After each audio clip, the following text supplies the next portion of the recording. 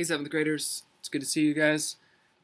Friday, we have a Zoom class, and I'd like for you guys to come up with some stories. Ask your family, grandparents, great grandparents, if your family has any Great Depression stories. I'd like for you guys to share them on Friday.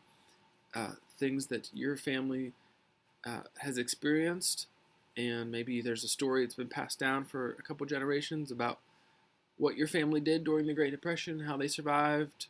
Um, I'd love to hear those on Friday.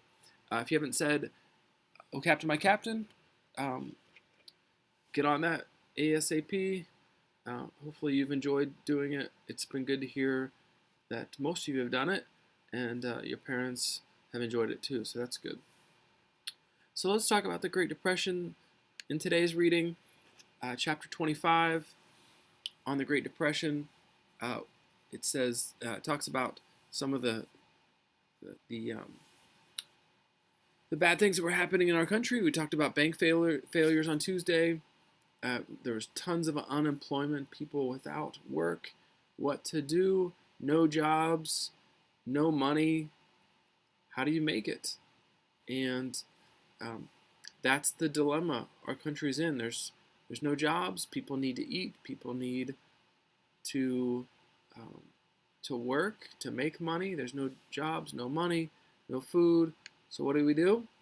Well, uh, enter FDR, Franklin Delano Roosevelt, is elected president to help solve the problems of the Great Depression. He's elected to make um, the problems of the Great Depression go away, and his plan is what he called the New Deal. You remember he's related to Teddy Roosevelt, who came up with the idea of a square deal, which was very like worker-centered programs. Well, FDR borrows that same kind of language to talk about a new deal. America needs a new deal to make it through these trying times. And in his inaugural address, he says, the only thing we have to fear is fear itself. And he's elected president in 1932 to take over and make sure our country can get through these tough times. You can see there the picture of FDR. He's always seated in a lot of these pictures, not always, but most of the time he's seated because he had polio. Our book goes on to talk about how he's afflicted with polio.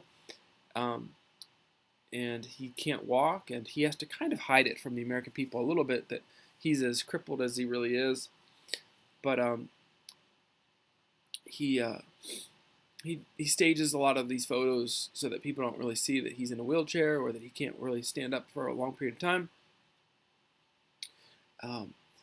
Nevertheless, he's probably, as someone who is acquainted with suffering, personal suffering, probably a good president to help people, to relate to people who are suffering. America's suffering at this time, and he knows a little bit about suffering as well. He's had to go through a bout with polio and lose the ability to walk, and so he has a heart for people that are down and out, and that's a good thing. It is. So his way of solving the problem of the Great Depression is what he called the New Deal, which were a list of programs to help people. And I want to make mention of two that are really important. It's from that column that says relief on the screen. His Public Works Administration, which were a series of jobs for public buildings. So let's say there's a lot of unemployment in Pittsburgh.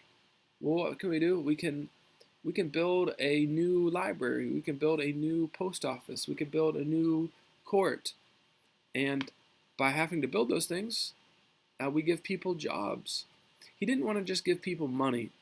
He thought that work itself was very fulfilling, and that's what people really needed. They needed purpose, and they needed a reason to get up in the morning. And so in some ways you see a difference between how we've handled the situation. And I know in quarantine we can't really go to work. That's one of the things we have to stay home. Um, FDR was, though, a big believer in people having to do work to get help. And that also corresponds to the other one that I wanted to make a mention of was the CCC. These were um, camps that were used to build maybe like national parks, roads, public constructions, um, and and it helped give young men, especially the Civilian Conservation Corps, a purpose, a job, and some money, and then they could send some of that money home to their families. So he came up with some programs to get people back to work. And so a lot of the buildings you'll see in Pittsburgh and around the country and roads and national parks were built during this time period using government money to put people to work, giving them jobs. There was also some legislation that was passed at this time to help solve some financial um, problems that we were having. So making sure we closed up some loopholes that maybe led to some exploitation and um, some double dealing that maybe our country could get rid of. So there was some reform acts as well, um, and some oversight given to the banking industry. So making sure that um, people weren't being taken advantage of in the stock market and other places. So um, keep reading today for chapter 25, and I will see you guys on Friday. Think of those stories. Talk to your parents. Talk to your grandparents. See if you got some good family stories about the Great Depression. All right, see you guys.